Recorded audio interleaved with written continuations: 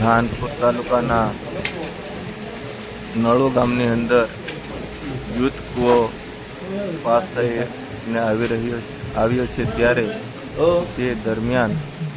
જે લાભાર્થીને અચાનક કંઈક આફત આવતા મૃત્યુ પામે છે, જેથી કરીને તેમને કૂવો બનાવવામાં આવી રહ્યો છે,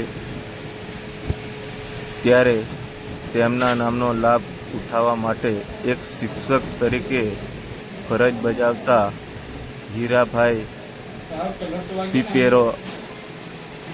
શ્રીરાજ ઉત્તરદી દુનિયાની અંદર ફરજ બજાવવામાં આવી રહી છે, ત્યારે આ મૃત્યુ પામેલાનો નામનો લાભ ઉઠાવવા માટે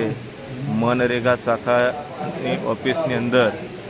તેમના નામના બિલો લઈને આ ઓફિસની અંદર આંટા ફેરા મારતા હોય છે, ત્યારે આવા શિક્ષકો જો મનરેગાનો લાભ ઉઠાવતા હશે તો બેરોજગારોની રોજગારી છીનવી રહ્યા છે, ત્યારે આવા શિક્ષકો સામે કાર્યવાહી કરવામાં આવશે કે કેમ? શું આવા શિક્ષકો લાભાર્થીઓનો લાભ ઉઠાવશે ત્યારે લાભાર્થીઓને લાભ મળવાની જગ્યાએ ત્યારે આવા શિક્ષકો જ લાભ ઉઠાવતા હોય છે? આવા શિક્ષકો સામે કાર્યવાહી કાયદેસરની થવું જોઈએ અને